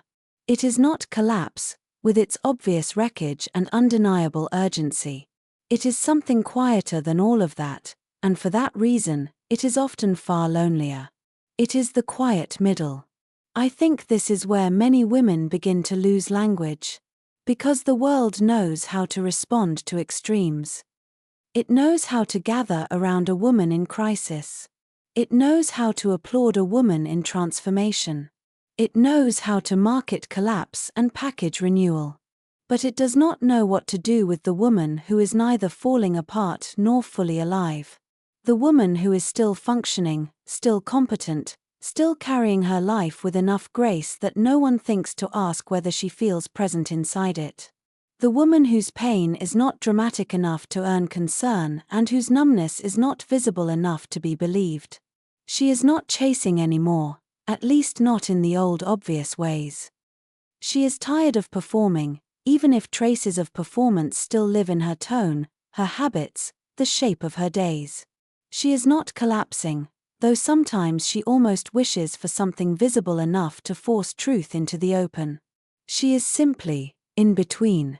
And in-between states are some of the hardest places to inhabit, because they do not offer the clarity of endings or the excitement of beginnings. They offer ambiguity, drift, a strange emotional weather where nothing is fully wrong and yet nothing feels fully inhabited either. This is the season where a woman may find herself standing in the kitchen late at night, not unhappy exactly, but absent in some private, piercing way. The lights are low. The dishes are done. The house is quiet. The life around her is intact. And still, there is a feeling she cannot easily explain, as if she has arrived at the center of her adulthood and found that some essential part of her never fully made it there. That feeling can be more unsettling than heartbreak. Because heartbreak at least gives the pain a shape. The quiet middle does not. It is shapeless in the most devastating way. It looks like driving around Charleston after dark with no destination, not because I need to escape, but because I am not ready to return to a house that feels too familiar to comfort me. It looks like lingering in the grocery store longer than necessary, touching peaches, fresh basil, a loaf of bread, not because I need anything more, but because for a few extra minutes I do not have to step back into the machinery of my life. It looks like sitting in the car outside my own front door and feeling the weight of entering a life I have built, a life that is not broken, not chaotic, not disgraceful, and still somehow does not fully meet me. That is the cruelty of the quiet middle. It does not let me call myself ruined. It only asks whether I am real. Many women reach this season after years of momentum. Careers, marriages, children, caregiving, divorce, staying, leaving, coping, adapting, becoming capable in ways that earn respect but quietly cost intimacy with the self. For a long time, movement disguises alienation. There is always the next thing to do, the next season to survive, the next demand to answer. But eventually, the velocity drops just enough for deeper questions to rise. Not because life becomes easier, but because the soul becomes harder to silence. This is when a woman begins to notice that she no longer has the appetite she once had for chasing. Not chasing love that does not deepen. Not chasing beauty standards that make her feel increasingly estranged from her own reflection. Not chasing approval from people who were always more comfortable with her usefulness than her truth. Not chasing the next polished version of herself in hopes that one more adjustment will finally create inner peace. The old striving begins to lose its glamour. And yet what comes after striving is not always immediate freedom. Sometimes it is emptiness. Because if a woman has built much of her identity around movement, achievement, desirability, emotional competence, or being needed, then the slowing down can feel disorienting. She may not miss the chase itself, but she misses what it once covered. The noise. The structure. The illusion of direction. Without it, she is left standing in a quieter interior room asking questions that do not yield easy answers. What do I actually want now? What in my life still feels alive, and what am I sustaining out of loyalty, habit, fear, or image? What have I mistaken for maturity that was actually suppression? What have I called stability that has really been emotional neutrality? Where have I remained not because I am nourished there, but because I know how to function there? These are middle questions. They do not produce applause. They do not lend themselves to slogans. They disturb more than they inspire. And yet they are some of the most important questions a woman will ever ask. Because the quiet middle is not merely a pause. It is a reckoning with unlived selfhood. With the parts of me that adapted too quickly. The desires I learned to dismiss. The grief I called gratitude because I did not know what else to call it. The loneliness hidden inside competence. The resentment hidden inside reliability. The sadness hidden inside a life that, from the outside, should feel more fulfilling than it does. I think Elise knew this season well, even when she did not name it aloud. There were moments Daniel could sense it in her, not as instability, but as a certain tenderness toward silence. A woman who had stopped rushing to resolve herself. A woman who knew what it meant to walk through a beautiful city and still feel suspended between versions of her own life. Not the woman she had been, not fully the woman she was becoming, but something quieter and harder to define. There was a gravity in her that did not feel tragic. It felt transitional. As though some deep rearrangement had begun long before anyone else could see it. That is often how the quiet middle works. The life remains visibly intact while the inner architecture starts shifting in secret. And this can be profoundly isolating, especially for women who are used to being seen as stable. The world is often uncomfortable when a woman's pain does not come in recognizable forms. If she is not being betrayed, abused, publicly broken, or visibly undone, Then what exactly is she claiming? Why is she restless? Why is she pulling back? Why is she no longer satisfied with what once seemed fine? Why does she need more silence, more truth, more meaning, more self-contact than before? But the soul does not measure legitimacy the way society does. The soul is not impressed by appearances. It is moved by aliveness. And when aliveness has gone missing, even subtly, the soul begins to ache. Not always with noise. Sometimes with a low-grade sadness that follows a woman through otherwise successful days. Sometimes with irritability that does not belong only to hormones or fatigue. Sometimes with a sudden aversion to social performance. Sometimes with the grief of looking around at a carefully built life and realizing that no one ever taught me how to ask whether it felt like mine. This is why I do not see the quiet middle as failure. I see it as threshold. Painful threshold, yes. Uncertain threshold. Humbling threshold. But threshold nonetheless. Because a woman who is no longer intoxicated by chasing, exhausted by performance, or shattered enough to be forced into visible collapse, has entered a different emotional landscape. One where honesty matters more than appearance. One where small pleasures become clues. One where irritation becomes information. One where the body starts telling truths the personality can no longer smooth over. One where silence is no longer empty, but diagnostic. The middle strips things down. It reveals what still has pulse. It reveals what has become obligation. It reveals the relationships that nourish and the ones that merely occupy. It reveals the cost of staying too long in identities that once helped me survive. It reveals how much of my life has been built around being understandable to others and how little has been arranged around being known to myself. There is grief in that revelation. There is grief for years spent being admired while inwardly absent. Grief for marriages that never grew cruel enough to justify leaving but never grew intimate enough to feel like home.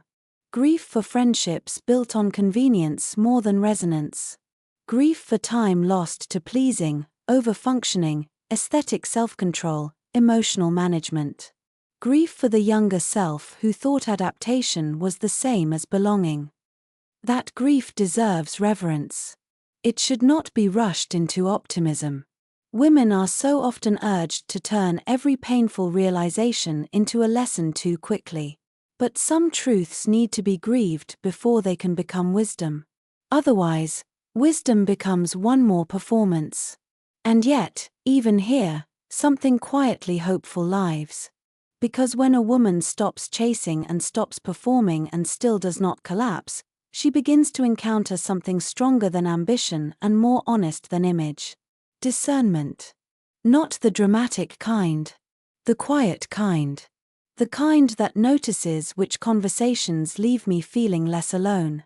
Which mornings feel more like mine. Which clothes make me feel inhabited rather than merely presentable. Which obligations are actually values and which ones are inherited guilt. Which parts of my life are asking not for more effort, but for more truth. Discernment is the intelligence of the quiet middle. It does not shout. It reveals. And once a woman begins living from that place, even tentatively, even without a master plan, a different kind of life becomes possible. Not louder. Not shinier. Not necessarily easier. But more exact. More intimate. More aligned with what her inner life has been whispering for years beneath the noise. She may take longer walks. She may answer fewer messages. She may stop forcing herself to enjoy rooms that leave her cold. She may begin telling smaller, truer sentences. She may leave some things unnamed until she trusts herself more. She may discover that the life she wants next is not a dramatic departure, but a subtler return. That is the hidden dignity of the quiet middle. It is not glamorous. But it is honest. It is the season in which a woman begins to understand that not all lostness is failure. Sometimes lostness is what happens when the old map no longer matches the terrain of the soul. Sometimes drift is not proof that I have done life badly. It is proof that the self I became in order to survive cannot take me any further without truth. And perhaps that is what I want to honor most here. The woman who is not in crisis, yet cannot keep pretending she is fully here. The woman who is no longer seduced by performance but has not yet arrived at peace. The woman who still pays bills, answers emails, buys flowers, cooks dinner, keeps appointments, and yet senses that her inner life is standing at the edge of something unnamed. That woman is not weak. She is not selfish. She is not ungrateful. She is not broken. She is in the middle. And the middle, however quiet, is where some of the deepest transformations begin. The rare woman returns to herself. In the end, I do not think a rare woman becomes rare because the world suddenly decides to value her correctly. I think she becomes rare the moment she stops abandoning herself in order to remain easy to value. That is the deeper story beneath everything. Not beauty, though beauty may be present. Not mystery in the shallow sense, though there may still be much about her that cannot be quickly understood. Not strength as the world usually defines it, though she has likely survived enough to know what strength costs. What makes her rare is simpler, quieter, and far more difficult than performance. She returns. Not to youth. Not to innocence. Not to some untouched version of herself that existed before disappointment, compromise, grief, marriage, divorce, caregiving, work, loneliness, exhaustion, or all the invisible negotiations adulthood demands from women. She returns to herself. And by the time a woman truly begins that return, it is no longer a decorative thing. It is not a trend, not a makeover, not a season of curated reinvention. It is a necessity. A woman reaches a point where the distance between her outer life and her inner life becomes too painful to keep calling normal. What once felt manageable begins to feel costly. What once looked like maturity begins to feel like self-abandonment. What once passed as stability begins to reveal itself as emotional absence. And somewhere inside all of that, something ancient stirs. Not ambition. Not rebellion. Recognition. The recognition that I cannot keep offering the world versions of myself while withholding my real life from my own soul. That recognition changes a woman in ways that are often invisible at first. She may still wake up in the same house, walk the same Charleston streets, pour coffee into the same mug, answer the same emails, fold the same towels, sit on the same porch where evening settles softly into the old trees and the heat lingers in the wood long after sunset. From the outside, very little may appear dramatic. But internally, a rearrangement has begun. And internal rearrangements are often the ones that matter most, because they alter not only what a woman does, but how she inhabits what she does. Daniel sensed this in Elise long before he could have described it. What made her unforgettable was never something that could be summarized neatly. It was not one quality. It was not even the combination of qualities. It was the feeling that she belonged to herself. The feeling that whatever pain had shaped her had not emptied her, only deepened her. The feeling that she was no longer living in fragments for other people's comfort. She could be warm without dissolving. She could be quiet without disappearing. She could be honest without performing honesty. She could care without becoming responsible for everyone's inner weather. She could enjoy beauty without needing to turn it into evidence that her life was perfect. She could remain tender without becoming easy to handle. That kind of woman leaves an imprint because she is no longer arranged around approval. And perhaps that is what so many women long for without always knowing how to name it. Not to become harder. Not to become louder. Not to become superior, more desirable, more admired, more optimized, more evolved. But to become less divided. To stop scattering themselves into roles that keep them functioning while quietly starving the part that longs for a more honest life. The return to self is not glamorous because it asks for losses the world does not always applaud. A woman may lose the identity of being endlessly easy. She may lose relationships that depended on her over-functioning. She may lose the admiration that comes from appearing perpetually composed. She may lose access to old scripts that once made her feel safe. She may even lose parts of her own story, the versions of herself she had outgrown but still wore out of habit. There is grief in that. Real grief. Because every mask, every accommodation, every overdeveloped strength once served a purpose. A woman does not survive without adaptation. She survives by becoming who she had to become. But there comes a time when survival itself becomes too narrow a home. And then the question changes. It is no longer, how do I keep holding this together?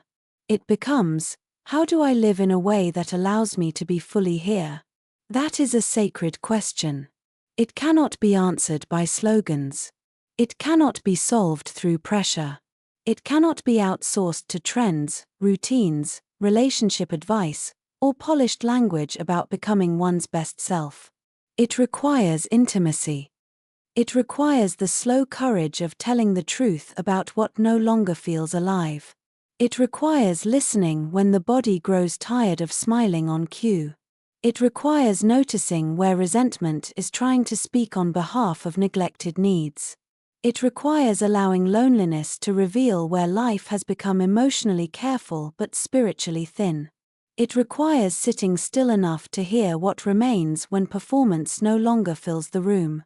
This is why the rare woman is not rare because she is flawless. She is rare because she is no longer trying to become digestible.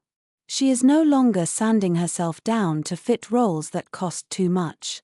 She is no longer confusing being chosen with being known.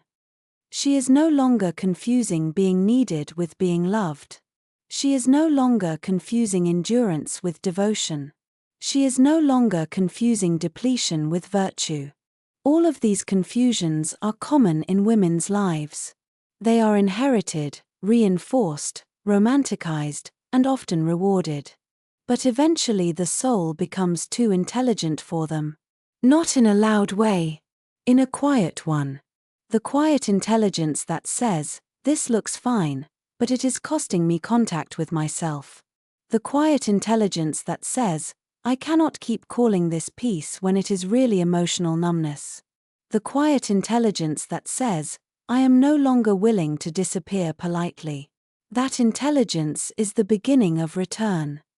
Elise carried that return not as an announcement, but as atmosphere. Even in moments when she said very little, it could be felt. In the way she no longer rushed. In the way she preserved meaning. In the way she let beauty matter. In the way she protected her energy without turning cold. In the way she spoke truth cleanly when the moment required it. In the way she listened without consuming. In the way she moved through Charleston as though she had finally stopped asking the city, the room, the relationship, or the day to tell her who she was. That is what changes when a woman returns to herself. Her life may still be unfinished. Her grief may still visit. Her questions may still be unanswered. The marriage may still be complicated. The body may still be changing. Desire may still be tangled. Loneliness may still rise in the evenings. The future may still remain unclear. Returning to myself does not erase the human condition. It does not grant immunity from pain. It does something more subtle and more profound than that. It restores authorship. I begin to live from the center of my own life rather than from the edges of everyone else's expectations. That shift alters everything. Love becomes less about losing myself in closeness and more about remaining real within it. Friendship becomes less about history and more about resonance. Work becomes less about proving and more about whether what I am building actually allows my soul to stay present. Solitude becomes less frightening because I no longer disappear so quickly in it. Even beauty changes.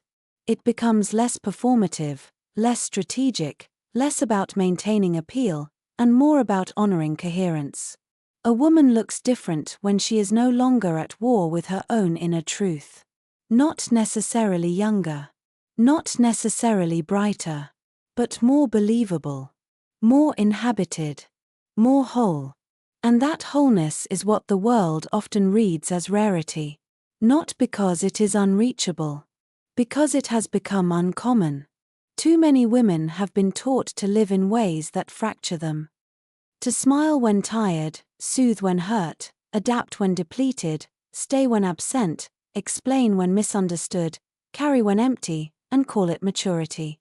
So when a woman begins living from another place, a place of inner permission rather than external management, people feel it immediately. They may not understand it.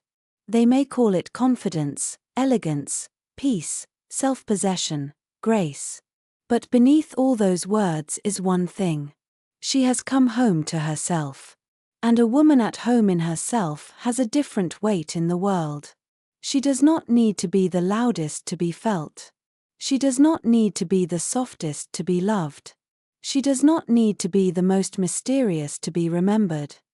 She does not need to be perfect to become unforgettable. She only needs to be true enough that her life starts sounding like her again. I think that is what so many women are aching for in the quiet middle of life. Not dramatic rescue. Not applause. Not even transformation in the shiny modern sense. They are aching for reunion. With their own pace. Their own appetite. Their own body. Their own voice. Their own sorrow. Their own pleasure. Their own standards. Their own solitude. Their own long-buried knowing.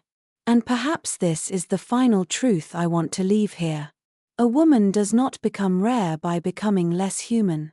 She becomes rare by becoming less false. She becomes rare when she stops performing fine and begins living true. She becomes rare when she no longer offers the world only what is polished and easy to love. She becomes rare when she gathers back the pieces of herself that were scattered across duty, image, caretaking, silence, and survival, and holds them long enough for a real life to begin forming around them. That life may still be quiet. It may still be imperfect. It may still be in process. But it will finally have one thing many women have lived too long without. Her. So if tonight the house is still, if the dishes are done, if the light over the stove is the only light left on, if the day has ended and something in you is listening more honestly than usual, then let this be where the story lands. You are not too late. You are not difficult for wanting more truth. You are not ungrateful for noticing the emptiness inside what looks fine. You are not failing because old identities no longer hold you. You are not weak because your ache is subtle. You are not broken. You're just in the middle.